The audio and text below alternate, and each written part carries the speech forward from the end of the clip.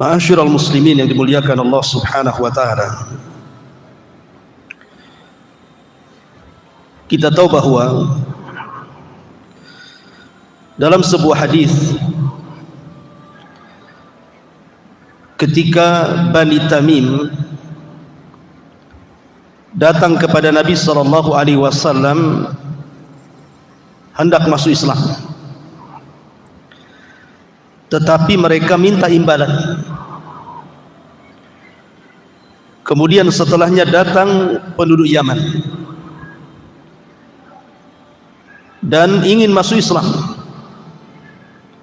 dan mereka tidak minta imbalan karena memang dari hati nurani mereka ingin mendapatkan hidayah Islam. Kemudian di antara rombongan ahli Yaman itu bertanya kepada Nabi sallallahu alaihi wasallam soal ketuhanan, di mana Allah Subhanahu wa taala sebelum Allah Subhanahu wa taala menciptakan alam semesta ini. Maka Nabi sallallahu alaihi wasallam mengatakan, kana Allah wa lam yakun syai'un ghairuh.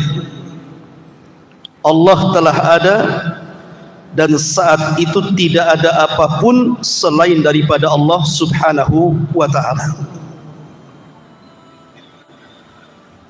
Dalam riwayat yang lain, Nabi SAW ditanya, aina kana Rabbuna azza wa jal qabla an yakhluqa khalqa.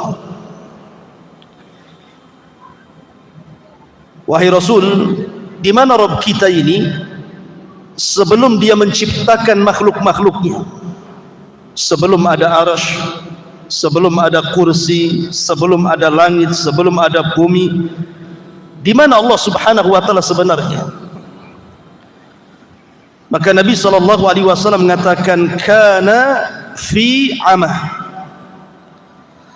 ma tahtahu hawa wa ma fawqahu hawa thumma khalaqa arsyahu 'alal ma'. Maka Nabi mengatakan bahwa Allah itu fi amah. Amah itu artinya kegelapan. Makanya bahasa Arabnya orang buta itu disebut a'mah. Kalau antum pejamkan mata, apa yang antum lihat? Kegelapan. Maka Allah berada dalam kegelapan, di mana di bawahnya tidak ada udara dan di atasnya pun tidak ada udara. Baru Allah Subhanahu wa taala menciptakan arsy-Nya di atas air. Ma'asyiral muslimin yang dimuliakan Allah Subhanahu wa taala, dari sini kita mengetahui bahwa Allah adalah awal dan sebelumnya tidak ada sesuatu selain daripada Allah Subhanahu wa taala. Makanya ada doa yang diajarkan Nabi sallallahu alaihi wasallam sebelum antum tidur. Apa doanya? Allahumma rabbas samawati sab'i wa rabbal arsyil azim,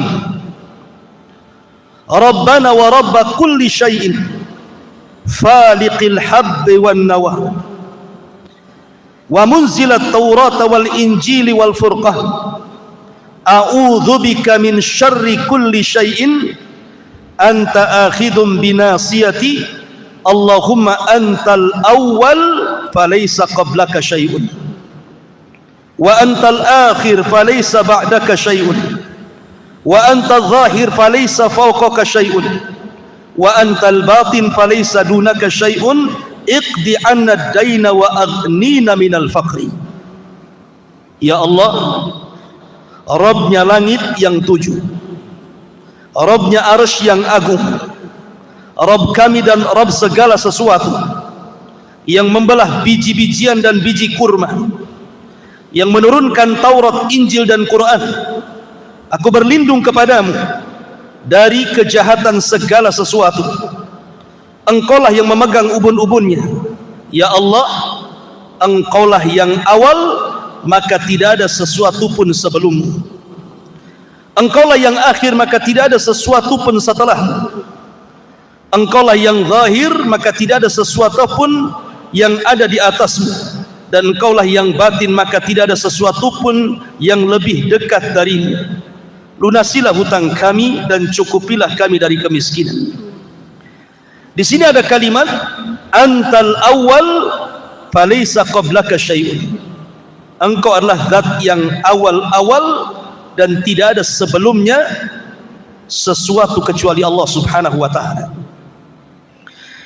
Baru setelah Allah Subhanahu wa taala menciptakan makhluknya, maka yang pertama kali Allah ciptakan apa? Arsy. Ada yang mengatakan qalam, ada yang mengatakan air. Ini khilaf ulama, mana yang lebih dahulu nih? Arsy, qalam, ataukah air? Ada yang mengatakan qalam dulu baru arsy. Ada yang mengatakan arsy dulu baru qalam. Ada yang mengatakan air dulu baru arsy. Ada yang mengatakan arsy dulu baru air. Wallahu alam. Ini menjadi ranah khilaf para ulama, tetapi kebanyakan para ulama mengatakan bahwa seperti yang dipilih oleh Imam Ibnul Qayyim dan juga Syekhul Islam Ibnu Taimiyah rahimahullahu taala, bahwa yang pertama kali diciptakan adalah arsy, kemudian air, kemudian qalam. Baru setelah itu Allah Subhanahu wa taala ciptakan segala sesuatu. Artinya setelah itu Allah Subhanahu wa taala ciptakan langit dan bumi pada 6 hari. Dan itu difirmankan di dalam Al-Qur'anul Karim tentang penciptaan langit dan bumi itu fi sittati ayyam, pada 6 hari. Ada yang mengatakan bahwa 6 hari ini artinya bahwa dimulai daripada hari Ahad dan diakhiri sampai hari Jumat. Jadi Ahad, Senin, Selasa, Rabu, Kamis, Jumat, itu 6 hari. Adapun rinciannya berdasarkan hadis Nabi sallallahu alaihi wasallam bahwa Allah Subhanahu wa taala pertama menciptakan bumi dulu 2 hari, Ahad dan Senin. Kemudian setelah itu Allah menciptakan langit, hari Selasa dan hari Rabu. Kemudian Allah Subhanahu wa taala turun lagi ke bumi dan Allah menciptakan segala sesuatu yang ada di bumi. Allah ciptakan gunung-gunungnya, Allah ciptakan pantai-pantainya, Allah ciptakan lautannya, dan berbagai macam fasilitas yang ada di bumi. Dan itu hari Kamis dan Jumat. Dalam sebuah hadis Nabi SAW mengatakan, khalaqallahu azza wa jal at-turbata yawma as-sabti wa khalaqa fiha al-jibal yawma al-ahad wa khalaqa ash-shajara yawma al-ithnin wa khalaqa al-makruha yawma al-thulatha wa khalaqa an-nur yawma al-arbi'ah wa batha fiha ad-dawab yawma al-khamis wa khalaqa adam ba'da al-asri min yawmil jum'ah fi akhiril khalqi fi akhir saati min saatil jum'ah fi ma bainal asri ila laili. Rinciannya, Allah menciptakan tanah hari Sabtu, kemudian Allah ciptakan gunung hari Ahad, kemudian Allah ciptakan pohon-pohonan hari Senin, kemudian Allah ciptakan sesuatu yang tidak disukai manusia hari Selasa, kemudian Allah ciptakan cahaya hari Rabu, kemudian Allah Subhanahu wa taala ciptakan binatang-binatang hari Kamis, dan Allah ciptakan Adam setelah asar di hari Jumat. Ma'asyiral muslimin yang dimuliakan Allah Subhanahu wa taala, intinya bahwa setelah Allah Subhanahu wa taala ciptakan langit dan bumi dan berbagai macam galaksinya sampai kepada arasy-Nya, banyak peristiwa-peristiwa yang terjadi di langit. Apa saja peristiwa-peristiwa yang terjadi di langit itu? Tentu karena ini perkara gaib, harus berdasarkan nas. Langit kedua saja, jangan langit kedua, langit pertama saja kita tidak bisa melihatnya. Yang antum lihat itu awan, itu bukan langit. Karena langit itu sesuatu yang ada bangunannya. Dan Abdullah ibn Mas'ud radhiyallahu an ketika mengatakan jarak antara langit dan bumi itu perjalanan 500 tahun. Bayangkan perjalanan 500 tahun itu sampai di mana? Itu dari bumi ke langit, dalam asar Abdullah ibn Mas'ud radhiyallahu an. Makanya ketika para ulama membahas soal bulan, apakah bulan itu di bawah langit ataukah bulan itu di atas langit? Bagi yang mengatakan bahwa bulan itu di atas langit, berarti tidak ada orang yang sampai ke bulan. Tetapi kalau bulan itu di bawah langit, memungkinkan orang sampai ke bulan. Alasannya karena langit itu ada pintunya.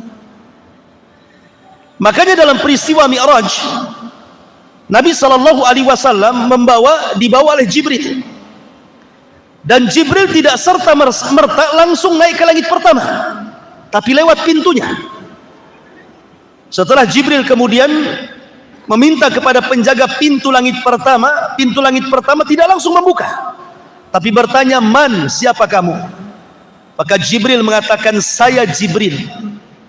"Siapa yang bersamamu?" "Muhammad." "Awa qad uhiya ilaih." Apakah sudah diwahyukan, diizinkan dia boleh naik? Kata Jibril, boleh, dan sudah diizinkan, baru dibuka. Artinya kalau posisi bulan itu di atas langit, berarti peristiwa Neil Armstrong yang naik ke bulan itu harus minta izin seperti minta izinnya Jibril kepada penjaga pintu langit, kan begitu? Mungkin nggak tuh Neil Armstrong kayak gitu tuh? Assalamualaikum. Waalaikumsalam. Siapa? Neil Armstrong. Mau kemana? Mau ke bulan. Sudah diizinin? Itu tidak tahu saya. Mana bisa kan? Artinya kalau seandainya bulan itu di atas langit, berarti Neil Armstrong itu harus minta izin dulu. Berarti mustahil Neil Armstrong diizinkan naik ke langit. Gak mungkin, dia orang kafir. Mana boleh diizinkan naik ke langit? Mana dalilnya orang kafir tidak diizinkan naik ke langit? Al-Quran yang mengatakan, "La tufattahu lahum abwabus sama wa la yadkhuluna al-jannah hatta yalijal jamalu fi sammil khiyah." Ruhnya orang-orang kafir tidak akan dibukakan pintu-pintu langit padanya, dan mereka tidak akan masuk ke dalam surga sampai ada cerita unta masuk ke lubang jarum. Artinya orang kafir tidak mungkin naik ke langit, kan? Karena tidak dibukakan pintunya. Berarti kalau memang bulan itu posisinya di atas langit, berarti dustalah kisah Neil Armstrong itu naik ke bulan. Tapi kalau bulan itu di bawah langit, mungkin karena kalau di bawah langit tidak perlu naik ke pintu, tidak perlu izin, kan gitu ya. Tetapi mungkin ini berapa persen? Karena ada sebagian para ulama seperti Al-Imam Asy-Syinkiti dalam kitab Adwail Bayan itu membantah bahwa tidak mungkin orang sampai ke bulan, mustahil. Kemudian membawakan surah Ar-Rahman, "Ya ma'syaral jinni wal insi in istata'tum an tanfudhu ila samawati wal ardh fanfudhu la tanfuduna illa bisultan." Walaupun ada juga yang mengatakan mungkin, walaupun sekali lagi penelitian dunia sampai hari ini masih meragukan Neil Armstrong sampai ke bulan ataukah tidak sampai ke bulan. Ada yang mengatakan bahwa itu di studio, buktinya benderanya berkibar-kibar. Mana di bulan oksigen, macam-macam pokoknya ya. Intinya itu urusan orang pinter lah. Tetapi kita ini logika saja. Kalau memang bulan itu di atas langit, mustahil Neil Armstrong sampai ke sana. Tapi kalau bulan di bawah langit, mungkin saja, wallahu a'lam. Ma'asyiral muslimin yang dimuliakan Allah Azza wa Jalla, di dalam Al-Quran Allah Subhanahu wa ta'ala berfirman, "Was-sama'i wat-tariq." Wa ma adraka mat-tariq, an-najmu saqit. Tariq itu artinya Anda mengetuk pintu, itu disebut tariq. Taraqal bab artinya mengetuk pintu.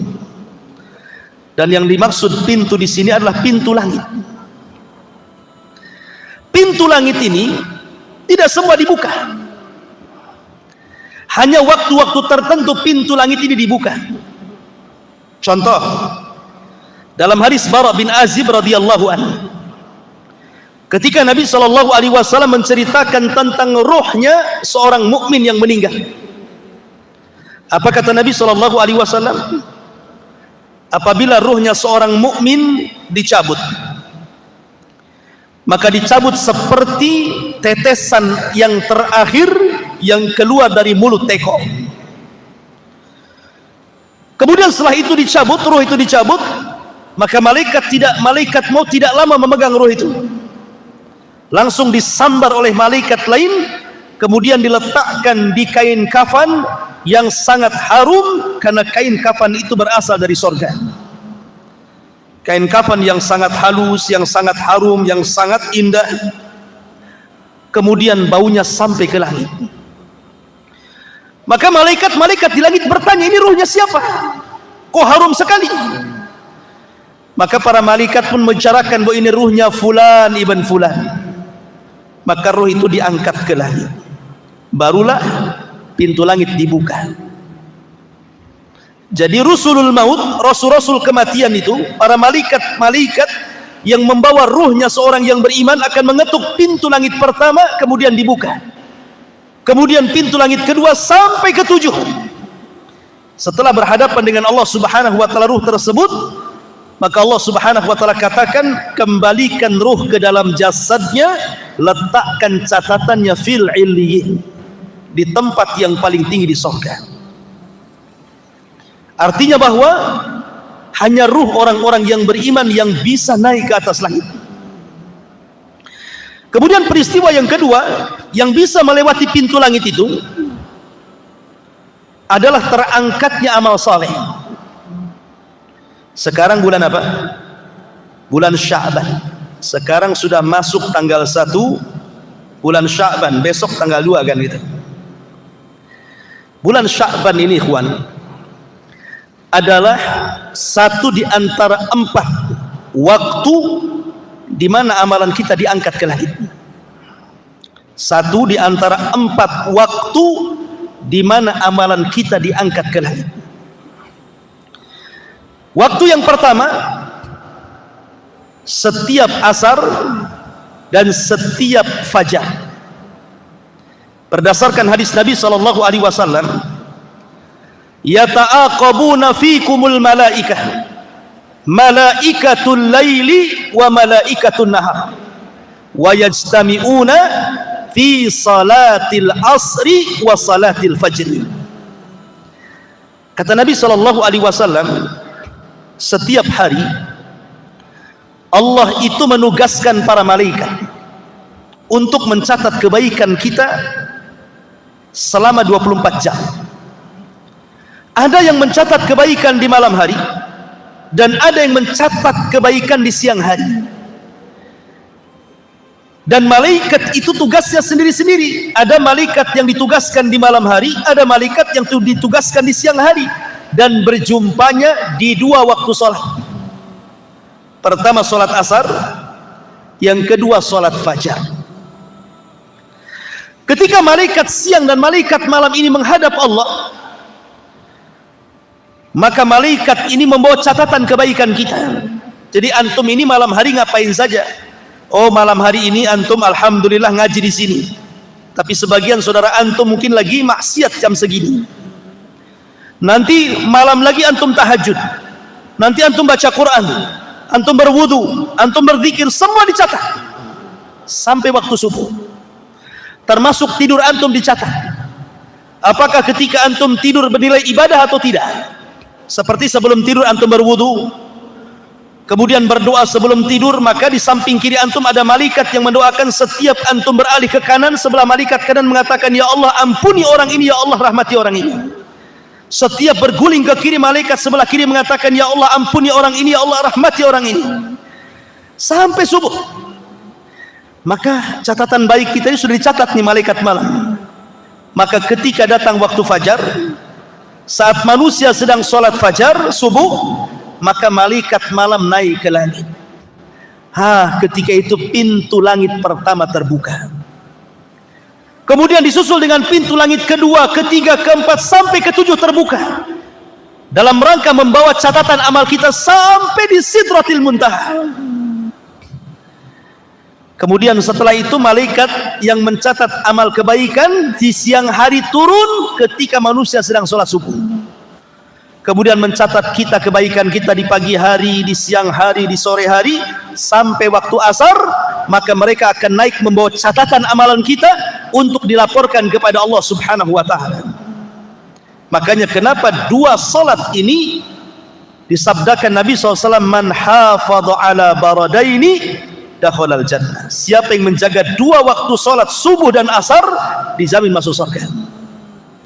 Karena itu pertukaran malaikat yang mencatat kebaikan siang dan juga malam. Ini alasan pertama bahwa setiap asar dan setiap subuh pintu langit terbuka untuk mengangkat catatan amal. Kemudian yang kedua, setiap hari Senin dan Kamis Nabi SAW bersabda, tu'radunal a'mal fi kulli khamis wasnaini. Akan ditampakkan amal-amal manusia pada setiap hari Kamis dan hari Senin. Karena dua hari ini adalah dua di mana pintu langit terbuka. Bukan hanya pintu langit saja, pintu surga terbuka. Setiap hari Senin pintu surga terbuka, setiap hari Kamis pintu surga terbuka, apalagi pintu langit. Untuk apa? Mengangkat catatan amal kebaikan kita. Dan semua manusia akan diangkat kecuali dua orang nggak diangkat amalannya. Setiap Senin dan Kamis dua orang akan diangkat amalannya. Pertama, orang musyrik akan diangkat. Yang kedua, musyakhir, orang yang suka memutuskan silaturahim, orang yang ada masalah dengan orang tuanya, masalah dengan saudaranya, masalah dengan tetangganya, masalah dengan kaum muslimin, suka bertengkar, hasad, dendam, dengki, nggak akan diangkat tuh amalannya. Kenapa Nabi SAW menyebutkan dua perkara, musyrik, musyakhir? Apa alasannya? Adapun musyrik, Allah mengatakan, la in asyrakta la yahbatanna amaluka wa la takunanna minal khasirin. Kalau engkau melakukan kesyirikan, hancur lebur amalanmu dan engkau termasuk orang yang rugi. Kalau hancur lebur, apa yang mau diangkat? Diangkat kalau ada amalannya. Kalau nggak ada amalannya, lo apa mau diangkat? Kan sudah lebur gara-gara kesyirikan dia. Kemudian musakhin, orang yang dengki, hasad. Maka Nabi mengatakan, iyyakum wal hasad, fa innal hasada ya'kulul hasanah kama ta'kulun narul khatab. Hati-hati kalian, jangan ada hasad di hati kalian, karena hasad itu bisa menghapuskan kebaikan kalian seperti api melalap seluruh kayu bakar. Lah kalau amalannya hangus dibakar api, seperti kayu bakar dilalap api sehingga jadi debu, apa yang mau diangkat? Makanya orang musyrik dan orang yang hasad dengki tidak akan diangkat amalannya sampai betul-betul orang itu mentauhidkan Allah dan orang itu saling memaafkan satu dengan yang lainnya, baru diangkat amalannya dan pintu langit akan dibuka. Kemudian yang ketiga, di bulan Sya'ban, bulan ini bulan di mana amalan kita diangkat, ikhwan. Usamah ibn Zaid bertanya kepada Nabi SAW, ya Rasulullah, lam ara tasumu min syahrin min syuhuri ma tasumu min Sya'ban. Rasul, aku tidak melihat dirimu berpuasa sebanyak yang kau lakukan puasa di bulan Sya'ban. Maksudnya puasa sunnah. Apa jawaban Nabi? Kata Nabi SAW, dzaka syahru yaghfulun nasu anhu. Itulah bulan yang manusia melalaikan bulan Sya'ban. bainar Rajab wa Ramadan, karena bulan Sya'ban terjepit antara Rajab dan bulan Ramadan. Rajab bulan mulia, Sya'ban bukan bulan mulia, Ramadan bulan mulia. Artinya Sya'ban itu terjepit di antara dua bulan mulia, sehingga orang melupakan. Orang sibuk di bulan Sya'ban ini, sibuk ngumpulin duit untuk Ramadan, sibuk bekerja, nggak peduli, yang penting Ramadan sudah terkumpul duitnya. Apalagi mendekati Ramadan harga mahal semua. Makanya kalau bisa Sya'ban ini borong semua, lupa dengan amal soleh, sibuk dengan dunia. Makanya Rasul mengatakan yaghfulun nasu anhu. Bulan Sya'ban ini bulan yang dilalaikan manusia, karena fokus ke Ramadan, Sya'bannya nggak fokus. Padahal Sya'ban ini bulan diangkat di amal.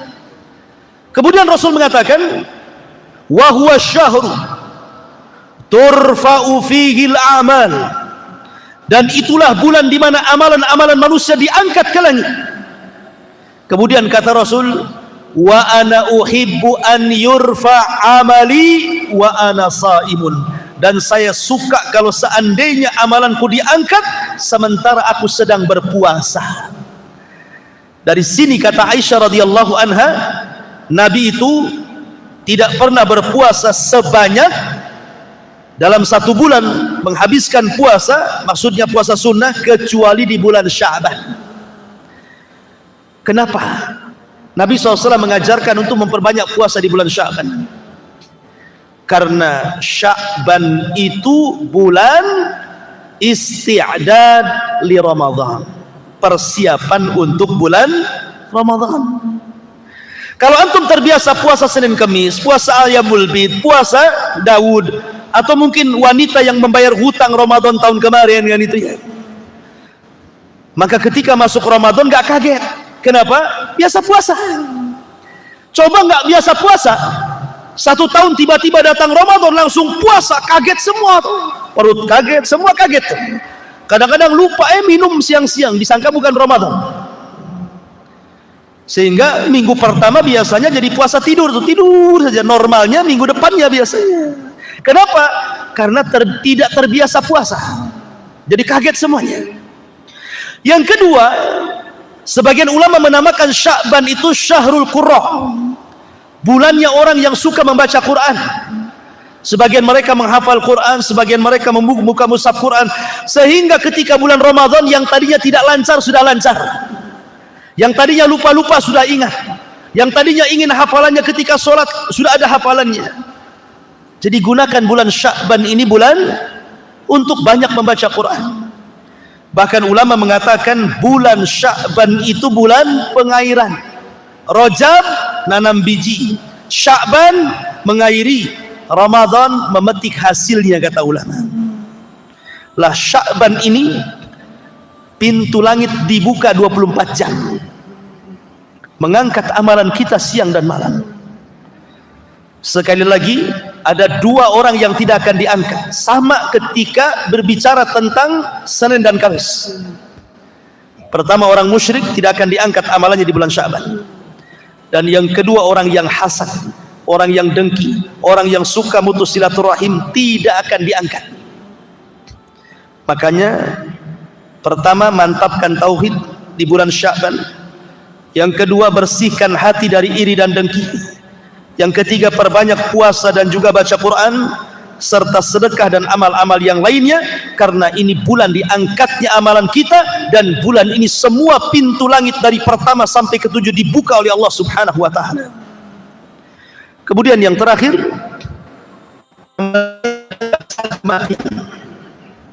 sebagaimana hadis Bara bin Azib tadi, ketika ruh diangkat, catatan ngikut dari bawah.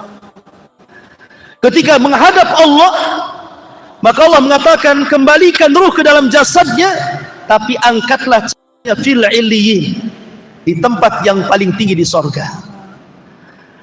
Ini peristiwa langit yang luar biasa, di mana pintu-pintu langit terbuka saat diangkatnya amal. Ini yang kedua. Yang ketiga,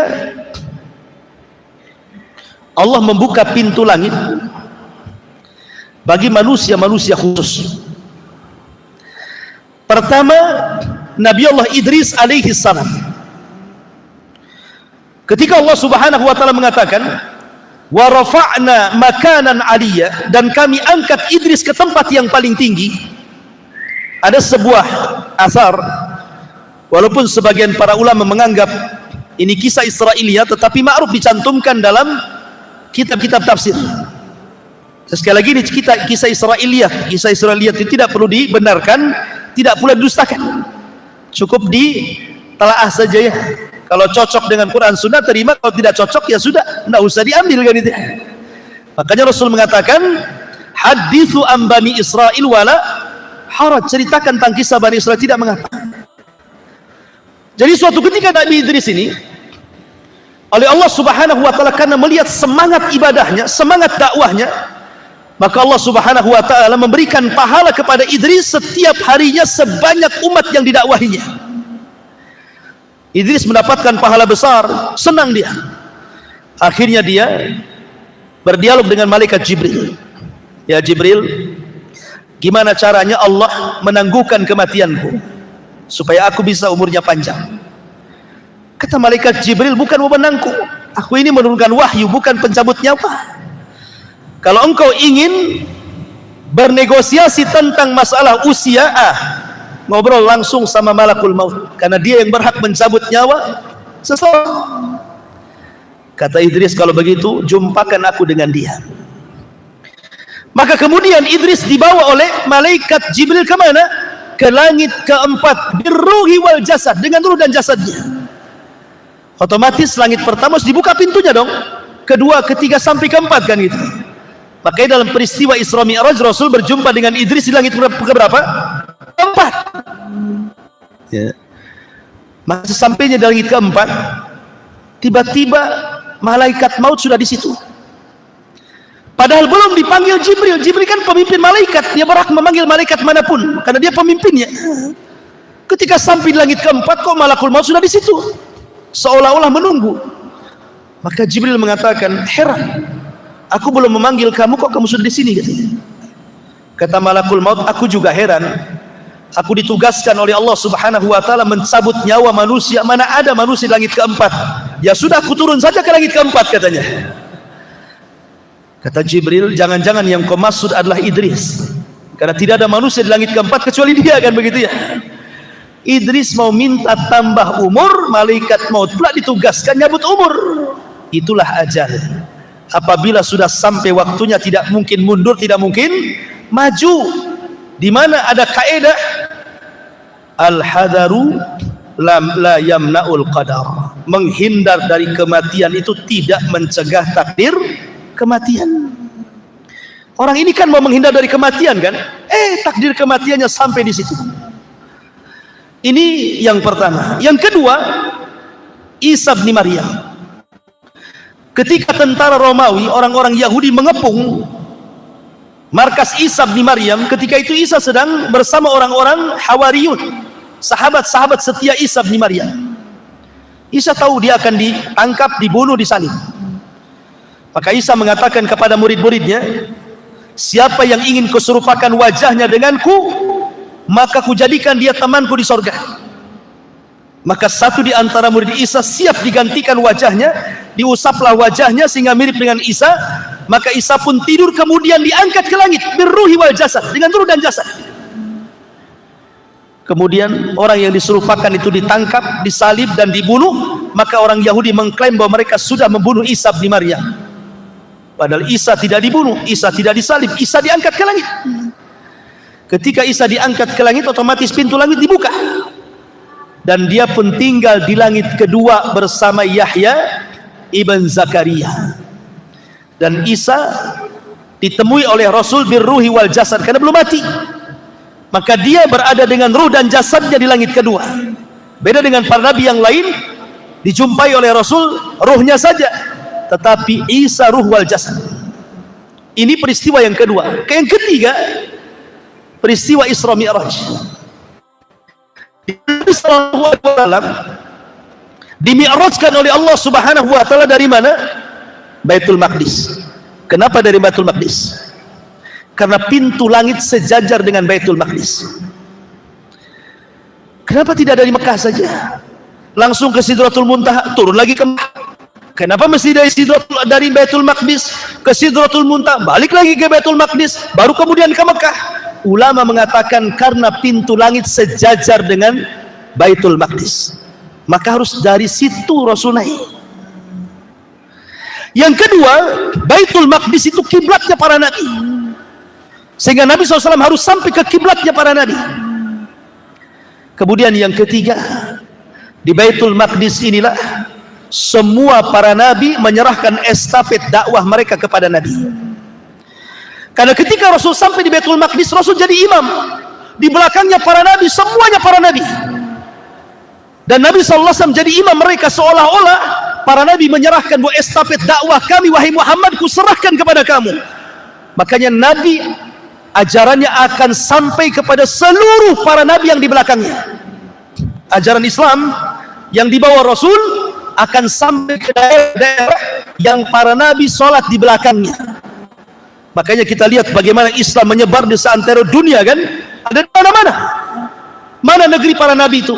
Negeri para nabi itu Syam, Irak, Mesir, Jazirah Arab. Itu negeri para nabi. Dan Islam berkembang di 4 tempat. Mesir berkembang Islam sampai hari ini. Syam berkembang Islam hari ini. Irak berkembang Islam hari ini. Jazirah Arab berkembang Islam dari ini. Kenapa? Karena Rasul jadi imam di belakang para nabi yang pernah mendakwai daerah-daerah tersebut. Bahkan Islam bukan hanya berkembang di 4 negara, Mesir, Irak, Arab, tapi sampai ke semua benua. Benua Asia, benua Afrika, benua Eropa, semua ada Islam. Ma'asyiral muslimin yang dimuliakan Allah Azza wa Jalla, dari sinilah Rasul Sayyidul Anbiya'i wal Mursalin, pemimpin para nabi dan rasul. Baru Nabi diangkat ke langit. Kemudian berjumpa dengan Adam di langit pertama. Kenapa berjumpa dengan Adam? Supaya menjadi ibrah bahwa, karena kita tahu bahwa peristiwa Isra Mi'raj itu kan saat kesulitan dakwah, ikhwan. Paman Rasul meninggal, istrinya meninggal, tidak bisa berdakwah di Mekah, akhirnya hijrah ke Taif, sampai dilempari batu, mau masuk ke Mekah lagi tidak bisa. Jadi Rasul itu sedang kesulitan berdakwah. Lah disitulah Allah Isra Mi'rajkan ke langit. Jadi ketika melihat para nabi, banyak pelajaran yang Nabi SAW ambil dari para nabi di langit. Pertama berjumpa dengan Adam. Sebagaimana Adam hijrah dari surga ke dunia, maka Rasul pun akan hijrah dari Mekah ke Madinah. Kemudian setelah itu berjumpa dengan Isa dan Yahya. Apa hikmahnya? Isa dan Yahya disakiti orang Yahudi, bahkan Yahya dipenggal lehernya untuk menjadi mahar seorang wanita pelacur bagi seorang raja. Begitu juga Isa, hampir dibunuh kalau bukan karena diangkat Allah. Artinya Nabi pun akan mengalami hal yang sama. Setelah hijrah dari Mekah ke Madinah, dia akan dihadapkan dengan permusuhan bersama orang-orang Yahudi. Bagaimana Yahudi Bani Nadir akan membunuh Rasul, bagaimana Bani Quraidah yang meracun Nabi SAW, bagaimana orang-orang Khaybar yang mengirim tukang sihir Labid bin Asam untuk menyihir Nabi SAW. Artinya Rasul akan dihadapkan dengan permusuhan besar dengan orang-orang Yahudi. Kemudian naik ke langit ketiga, berjumpa dengan Nabi Yusuf. Kenapa berjumpa dengan Nabi Yusuf? Yusuf itu disakiti saudaranya, usia 10 tahun dicemplungkan ke sumur, kemudian diambil para pedagang, dijual di Mesir. Maka Rasul pun dakwahnya yang pertama kali menghalangi siapa? Saudaranya. Siapa saudaranya? Abu Lahab dan saudara-saudaranya yang lain. Sehingga Allah turunkan ayat tabat yada abi lahabin wa tab. Kemudian naik ke langit keempat, berjumpa dengan Idris. Sebagaimana Idris diangkat derajatnya sampai ke langit keempat, maka Rasul pun akan diangkat derajatnya. Wa rafa'na laka dzikrah, kami akan angkat penyebutan wahai Muhammad. Hari ini tidak ada nama terbanyak di dunia kecuali nama Muhammad. Sebutkan nama, siapa nama yang paling banyak disebut di dunia kalau bukan nama Muhammad?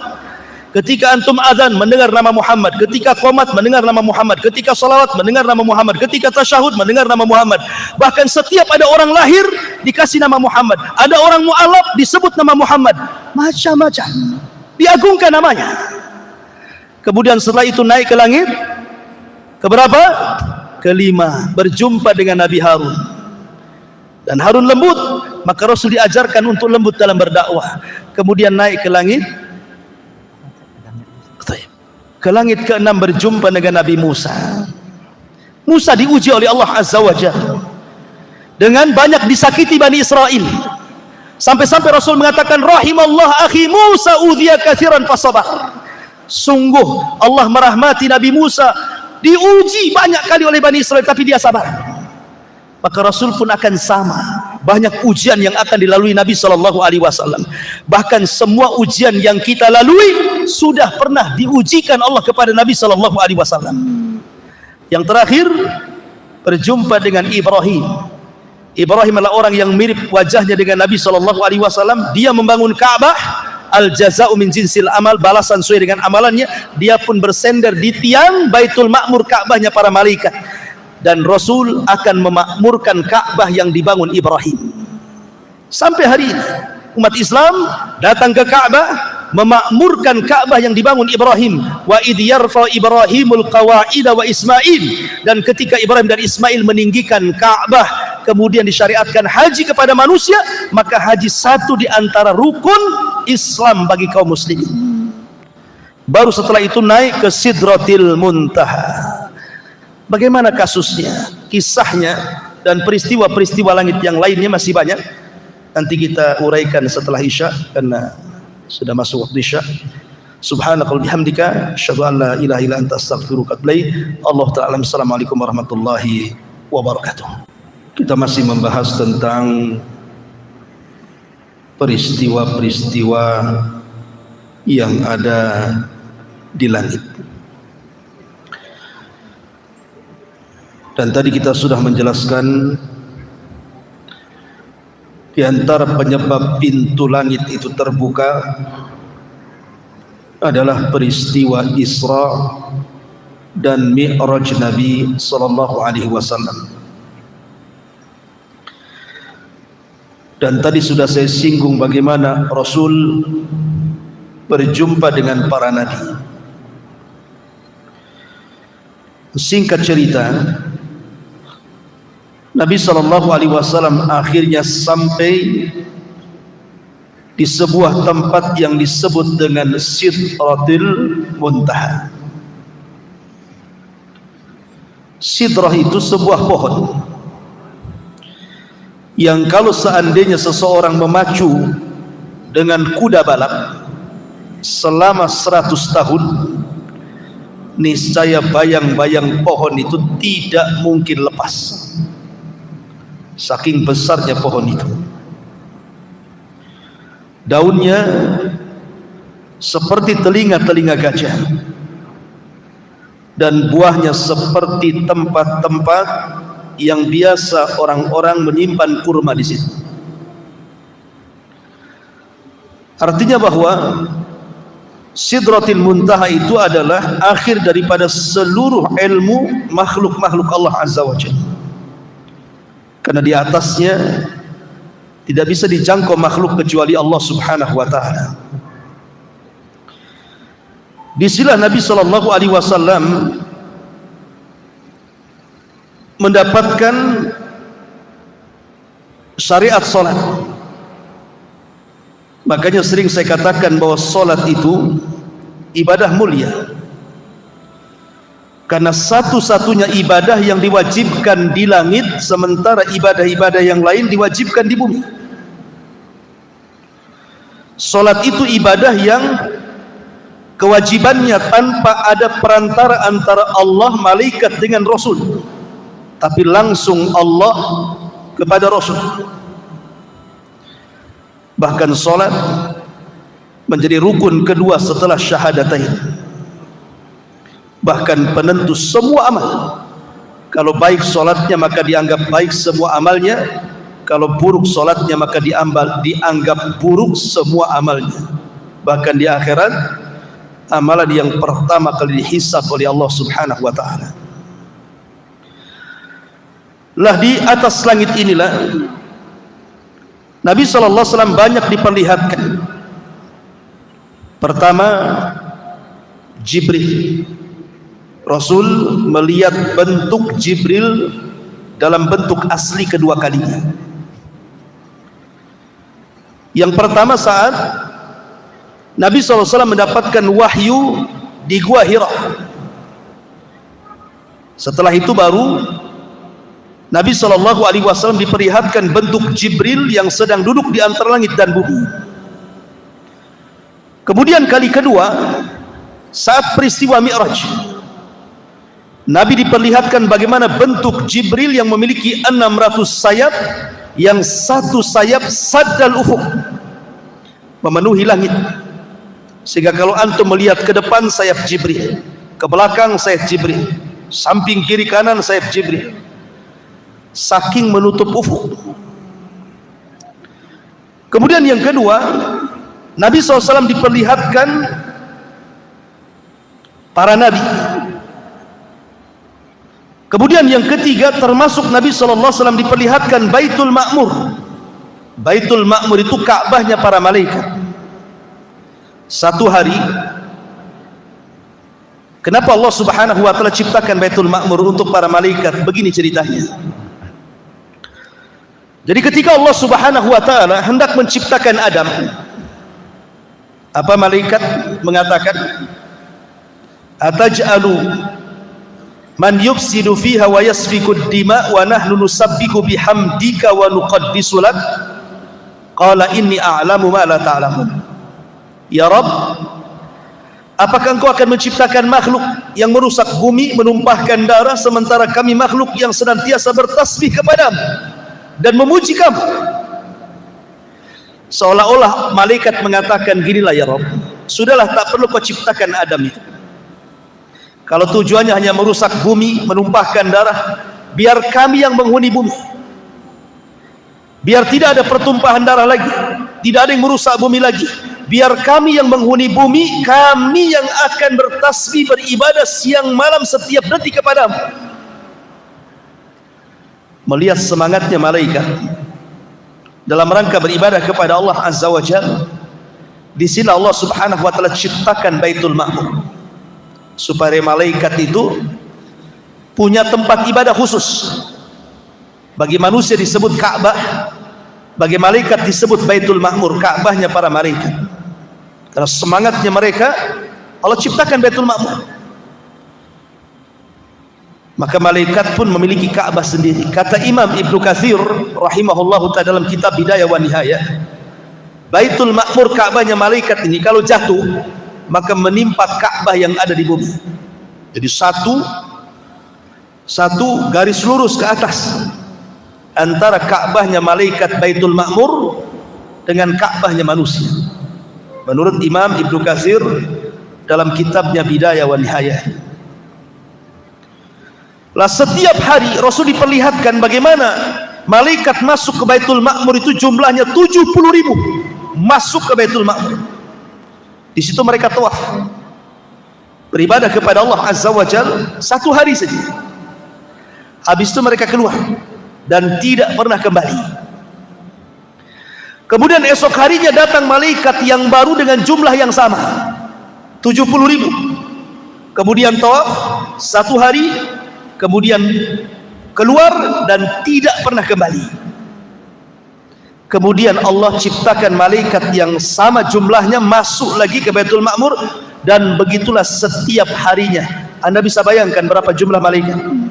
Banyak sekali. Kalau setiap hari 70.000 malaikat masuk ke Baitul Ma'mur kemudian keluar tidak pernah kembali, besoknya masuk lagi 70.000 malaikat dan tidak pernah kembali. Wa ma ya'lamu junuda rabbika illahu wa ma huwa illa dzikra lil bashar. Tidak ada yang tahu jumlah para malaikat kecuali Allah.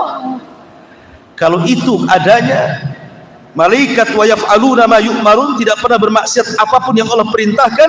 Seandainya seluruh manusia kufur, tidak mungkin mengurangi kekuasaan Allah.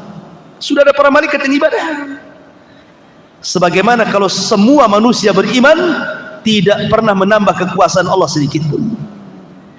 Ma'asyiral muslimin yang dimuliakan Allah Azza wa Jalla, termasuk Nabi SAW diperlihatkan Nahrul Kautsar. Nahrul Kautsar itu artinya telaga Al-Kautsar, di mana alirannya sampai ke Sidratil Muntaha. Kata Nabi SAW, aku melihat ada 2 aliran, ada 4 aliran, 2 zahir dan 2 batin. Adapun yang batin di sorga, adapun yang zahir di dunia, maksudnya sungai Efrat dan sungai Nil. Dulu asalnya air itu dari sorga, asalnya. Sebagaimana Adam kan asalnya dari tanah, anak cucunya kan bukan dari tanah. Jin asalnya dari api, anak cucunya bukan dari api. Sama Efrat dan juga Nil asal airnya dari sorga. Habis itu ya tercampur air dunia lah kan itu. Artinya bahwa Rasul diperlihatkan itu di mana? Di langit sana. Termasuk Nabi SAW diperlihatkan sorga dan neraka. Di antaranya Nabi SAW masuk ke dalam sorga. Kemudian Nabi SAW melihat ada istana yang sangat megah. Kata Nabi SAW, dakhaltul jannah fa idza ana bi qasri minadz zahab. Aku masuk ke dalam sorga, tiba-tiba di hadapanku istana terbuat dari emas. Kemudian Rasul bertanya, ini untuk siapa ini? Maka malaikat mengatakan, li rajulin minal Arab, untuk laki-laki dari Arab. Kata Rasul, fadhanantu annahu ana. Saya kan orang Arab, jangan-jangan saya. Kata Rasul, untuk siapa itu? Maka malaikat mengatakan, li rajulin min Quraisyin, untuk anak muda dari bangsa Quraisy. Kata Rasul, fadhanantu annahu ana. Jangan-jangan saya kan dari Quraisy. Dan Rasul bertanya lagi, untuk siapa sebenarnya? Maka malaikat mengatakan, li Umar ibnil Khattab. Itu istananya milik Umar bin Khattab. Kemudian Nabi SAW masuk ke dalam sorga, didengarnya ada suara terompah, suara sandal. Kemudian ditanya, itu suara sandal siapa itu? Maka dikatakan, itulah suara sandalnya Bilal bin Rabah. Maka kemudian Rasul ketika peristiwa Isra Mi'raj selesai, dia panggil Bilal dan mengatakan, ya Bilal, inni sami'tu khashkhasataka fil jannah madza tasnah. Bilal, aku mendengar suara terompahmu di sorga, apa yang kau lakukan sebenarnya? Kata Bilal, tidak ada wahai Rasul, kecuali ma tawadda'tu wudu'an illa wa qad shallaitu rak'atain. Boleh jadi aku karena tidak pernah meninggalkan wudu, kecuali setelahnya aku dawamkan salat 2 rakaat wudu. Kemudian Rasulullah SAW masuk lagi, ada harum-haruman. Ini harumnya siapa wahai malaikat? Rupanya ini suara wangian dari Masyitah ibnati Fir'aun. Dari Masyitah, tukang sisir anak putrinya Fir'aun. Kemudian dikisahkan, dulu waktu dia nyisir anak Fir'aun, anak putrinya Fir'aun, karena Fir'aun tidak punya anak laki-laki, semua anak perempuan Fir'aun itu disisir, sisirnya jatuh. Masyitah yang beriman kepada Musa dan menyembunyikan keimanannya refleks mengatakan Bismillah, diambil sisir itu. Anak putrinya Fir'aun kaget, apa yang kau maksud Bismillah itu? Apakah Allah dalam kalimat itu adalah Tuhan bapakku? Kata Masyitah, bukan. Itu Tuhanku, Tuhanmu dan Tuhan bapakmu, katanya. Oh, marah, ditempeleng Masyitah, dilaporkan kepada Fir'aun. Fir'aun emosi, akhirnya menangkap Masyitah dan digoreng hidup-hidup karena dia tidak memurtad. Sehingga al-jaza'u min jinsil amal, harum baunya Masyitah. Ya, di dunia gosong, tidak sedap ketika digoreng baunya, tapi di sorga harum semerbak, sehingga Rasul mencium baunya Masyitah ibnatu Fir'aun. Kemudian Nabi macam-macam lah melihat sorga itu. Setelah itu Rasul diperlihatkan neraka, tapi tidak masuk, hanya diperlihatkan saja. Di antaranya Nabi SAW melihat ada azab pemakan riba, di mana Nabi SAW mengatakan, fanadhara fin nari fa idza qaumun ya'kuluna al-jiyaf. Ketika Rasul masuk diperlihatkan neraka, dilihatnya ada orang yang sedang makan-makan bangkai, dimakannya bangkai itu. Kemudian Rasul mengatakan, man haula ya Jibril, siapa orang-orang itu wahai Jibril? Maka Jibril mengatakan, haula illadina ya'kuluna luhumun nas, mereka orang-orang yang tukang gibah, maka di akhirat mereka akan memakan bangkai saudaranya. Kemudian Nabi SAW melihat lagi, lamma urija bi marartu bi qaumin lahum adfar min nuhasin yahmushuna wujuhahum wa sudurahum. Diperlihatkan sebuah kaum yang kuku-kukunya panjang dari kuningan, kemudian dicakar-cakar muka dan dadanya sehingga terlepas antara daging dan tulangnya. Kemudian Rasul mengatakan, siapalah itu wahai Jibril, azabnya kok ngeri sekali? Maka Jibril mengatakan, merekalah alladzina ya'kuluna luhumun nas wa yaqauna fi a'radihim. Mereka orang yang suka menyebar-nyebar aib saudaranya, yang suka mencongkel-congkel aib saudaranya, menyebar fitnah dan begitu seterusnya. Termasuk juga kata Rasul, ra'aitu lailata usriya birijalan tuqradu shifahuhum bimaqarid minnar. Saat malam aku diisrakan, aku melihat ada orang yang digunting-gunting lidahnya di neraka. Kemudian aku katakan, ya Jibril, siapa mereka itu? Kok ada gunting api menggunting-gunting lidahnya? Maka Jibril mengatakan, haula al-khutaba'u min ummatika ya'muruna an-nas bil birri wa yansawna anfusahum wa hum yatluna al-kitab afala ya'qilun. Mereka para pendakwah dari umatmu, mereka pandai menyuruh manusia kepada kebaikan, tapi mereka melupakan diri-diri mereka sendiri. Maka mereka adalah khutbah, ahli khutbah yang menyebar fitnah di tengah-tengah manusia. Dan begitu seterusnya. Termasuk Rasul diperlihatkan makanan penduduk neraka zakum, yang Allah katakan, inna syajarataz zakum ta'amun asim. Di mana syajarataz zakum itu keluar dari dasar jahim, di mana buahnya seperti kepala-kepala setan, dan itu adalah pohon yang dilaknat, di mana kalau dimakan akan menghancurkan tenggorokan dan perut, karena memang zakum terbuat dari api, na'udzubillah. Ma'asyiral muslimin yang dimuliakan Allah subhanahu wa ta'ala, inilah diantara peristiwa-peristiwa langit dalam peristiwa Isra Mi'raj. Kemudian di sana ada peristiwa langit yang lainnya, ketika Allah subhanahu wa ta'ala berfirman di dalam Al-Quranul Karim, hatta idza fuzzi'a an qulubihim qalu madza qala rabbukum qalu al-haq wa huwal aliyyul kabir. Dalam surah As-Saba 23. Sehingga apabila fuzzi'a an qulubihim, rasa takut mereka agak mereda, maksudnya rasa takut para malaikat sudah mereda. Qalu, maka malaikat bertanya kepada Jibril, madza qala rabbukum, apa yang difirmankan Rabb kalian kepada kami wahai Jibril? Maka Jibril mengatakan, qalul haq wa huwal aliyyul kabir, kebenaran dan kebenaran. Begini ikhwan, disebutkan di dalam hadis yang dikeluarkan Imam Muslim dan yang lainnya. Jadi suatu ketika Nabi SAW sedang duduk seperti ini malam-malam, jatuh meteor, melesat dari langit meteor. Kemudian Nabi SAW bertanya, kalau ada meteor, kira-kira menurut kalian waktu di zaman jahiliyah itu pertanda apa? Ya, Rasul bertanya, kalau ada meteor di malam hari, sewaktu kalian jahiliyah itu tuh pertanda apa itu? Maka para sahabat mengatakan, kalau seandainya meteor jatuh pada zaman jahiliyah, maka mereka mengatakan boleh jadi wulidal lailata rajulun azim au mata rajulun azim. Boleh jadi malam itu mati orang yang mulia atau hidupnya orang yang mulia, lahirnya orang yang mulia atau matinya orang yang mulia.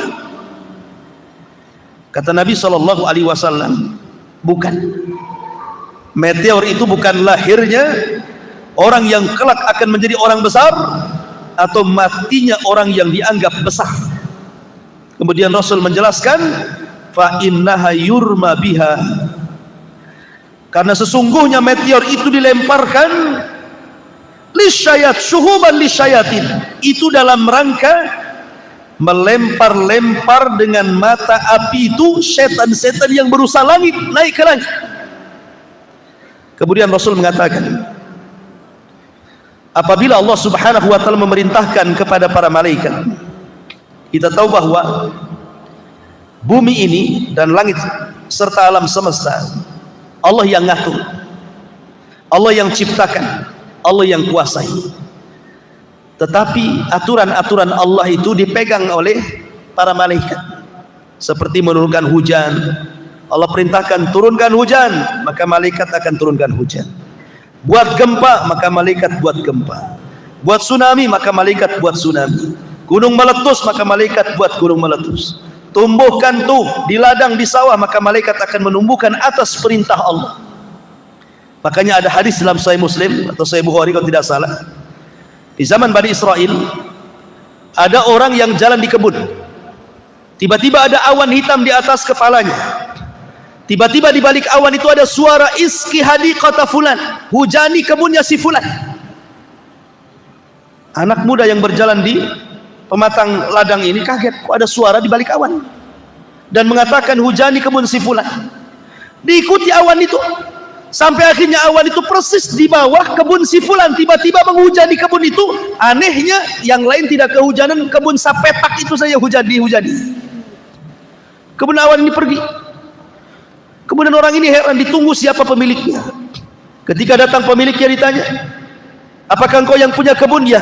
Namamu siapa? Dia mengatakan Fulan ibn Fulan. Kaget, oh, kok persis seperti nama yang disebut di balik awan itu. Kemudian orang ini mengatakan, apa yang kau lakukan dengan kebunmu ini? Maka dia mengatakan, aku kalau panen aku buat 3. Sepertiga aku kembalikan ke ladang, sepertiga aku sedekahkan, dan sepertiga untuk keluargaku. Oh, artinya sedekah itu membawa rizki. Artinya yang membawa awan ini siapa? Malaikat. Jadi Allah Subhanahu wa ta'ala kalau memerintahkan sebuah perkara, apa kata Rasul? Maka Allah akan membuat suara seperti rantai besi yang dipukul-pukulkan ke batu yang sangat keras. Dan itu suara gemerincing yang membuat para malaikat satu langit pingsan. Tidak ada yang siuman. Semua dibuat pingsan oleh Allah Azza wa Jalla. Baru setelah kemudian semua malaikat yang di langit pingsan, yang pertama kali siuman siapa? Jibril. Karena tidak boleh ada yang boleh mendengar bagaimana Allah mewahyukan kepada Jibril kecuali Jibril. Sebab kalau semua dengar, apa fungsi Jibril? Ya. Bukankah Jibril dimuliakan karena mendapatkan wahyu? Maka Jibril dipanggil oleh Allah Azza wa Jal, kemudian ditugaskan, ya Jibril, buatlah ini, sampaikan kepada seluruh malaikat. Maka selesai kemudian Allah berfirman kepada Jibril, semua malaikat dari mulai langit pertama sampai ke malaikat yang memegang arsy Allah, memikul arsy Allah, semua siuman. Maka Jibril turun pertama ke malaikat pemikul arsy. Kemudian para malaikat pemikul arsy mengatakan, "Madza qala rabbukum ya Jibril?" Apa yang difirmankan Rabb kami? "Madza qala rabbuna ya Jibril?" Apa yang difirmankan Rabb kami untuk kami wahai Jibril? Maka Jibril mengatakan ini. Maka semua malaikat di arsy bertasbih semuanya. Semua bertasbih. Ingat, malaikat arsy itu difirmankan oleh Allah Subhanahu wa taala, wa yahmilu arsya rabbika fawqahum yawma idzin samaniyah. Malaikat pemikul arsy itu jumlahnya 8. Bukan 8 malaikat, kata Ibnu Abbas, arti 8 di sini 8 saf. Yang satu saf itu tidak ada yang tahu kecuali Allah jumlahnya. Yang satu malaikat pemikul arsy itu kakinya sampai ke dasar bumi, badannya menjulang ke langit pertama, kedua, ketiga, keempat sampai ketujuh, bahunya baru memikul arsy. Makanya Nabi SAW ketika mensifati malaikat pemikul arsy itu, antara daun telinga sampai ke bahu masirata 700 amin, perjalanan 700 tahun. Antara lehernya ini 700 tahun perjalanan. Saking tinggi besarnya malaikat pemikul arsy itu semua bertasbih ketika mendengar perintah-titah Allah Subhanahu wa taala. Kemudian Jibril turun ke langit ke-7 memberitahu titah perintah Allah, semua malaikat di langit ke-7 bertasbih. Begitu juga langit ke-6, ke-5, ke-4, ke-3, ke-2 sampai pertama. Kata malaikat yang di langit pertama, "Madza qala rabbuna ya Jibril?" Apa yang diperintahkan Rabb kami kepada kami wahai Jibril? Kata Jibril, perintah ini. Semua malaikat bertasbih langit pertama. Disinilah terjadi pencurian dengar. Di langit pertama, ketika Jibril memerintahkan malaikat di langit pertama untuk melakukan sesuatu di alam semesta, di bumi dan langit, ini di bawah itu ada pos-pos jin. Jadi jin itu naik dari bumi ke langit, tapi di bawah langit, bukan di atas langit. Jin-jin ini mencuri dengar apa yang diomongkan Jibril kepada malaikat di langit pertama itu. Kalau dia dapat satu kalimat, maka kalimat itu akan disampaikan kepada jin yang di bawahnya, yang di bawahnya, yang di bawahnya, yang di bawahnya. Kayak orang panjat pinang, tau lah kayak gitu ya. Sampai kepada jin yang ada di bumi. Lah jin yang ada di bumi ini kalimatnya sudah bertambah. Jin yang ada di langit cuman satu kalimat, sampai jin yang ada di bumi menjadi 100 kalimat. Jadi 99 dusta, hanya satu yang benar. Baru jin yang di bumi inilah terjadi bisnis dengan para dukun, paranormal, para peramal, bomo dan yang semacamnya. Akhirnya menghabar, beritakan kepada mereka, terjadilah jual beli antara jin yang ada di bumi dengan para dukun itu. Makanya dukun itu para pendusta. Karena yang dihabarkan jin itu dari 1000 habar, 999 hoax, yang satu benar. Kemudian dukun menyampaikan kepada kita, yang satu benar, 999 dusta. Artinya jin membohongi dukun, dukun pula membohongi kita. Itu silsilah tipu menipu namanya. Kita ditipu dukun, dukun pula ditipu jin. Makanya mereka itu terkenal para pendusta, jangan dibenarkan. Kalaupun benar, itu yang benar tuh. Tapi 99% semuanya dusta. Ma'asyiral muslimin yang dimuliakan Allah Azza wa Jalla. Itulah kejadian peristiwa langit, di mana Allah Subhanahu wa taala memerintahkan para malaikat untuk ditugaskan lewat Jibril sampai kepada peristiwa pencurian dengar jin kepada perintah Allah lewat malaikat Jibril langit pertama. Kemudian peristiwa yang lain di langit itu, peristiwa nuzulul Quran, turunnya Al-Quran. Turunnya Al-Quran itu sebenarnya, pertama Allah memerintahkan kolam untuk mencatat Al-Quran, kemudian diletakkan di Lauhil Mahfuz. Yang kedua, di malam Lailatul Qadar, Quran itu turun, tidak langsung ke bumi. Kemana? Ke Baitul Uzzah. Di langit pertama ada tempat namanya Baitul Uzzah. Disitulah Al-Quran 30 juz disimpan. Sebelum turun ke bumi diangsur-angsur sampai 23 tahun baru sempurna 30 juz. Dan di malam Lailatul Qadar, para malaikat turun dari langit ke bumi, jauh jumlahnya lebih banyak dibandingkan kerikil yang ada di permukaan bumi. Ini peristiwa yang langka luar biasa, setahun sekali di malam Lailatul Qadar. Malaikat sampai turun, sampai dipimpin Jibril. Kalau bukan peristiwa yang luar biasa, apa namanya? Bumi dipenuhi malaikat. Dan banyak lagi peristiwa-peristiwa yang terjadi di langit, karena juga waktu. Wallahu a'lam bishawab. Ini yang bisa sampaikan. Mudah-mudahan ada manfaatnya. Insyaallah kita berjumpa di kesempatan. Subhanakallahumma bihamdika, asyhadu an la ilaha illa anta, astaghfiruka wa atubu ilaik. Allahu ta'ala alam. Assalamualaikum warahmatullahi wabarakatuh.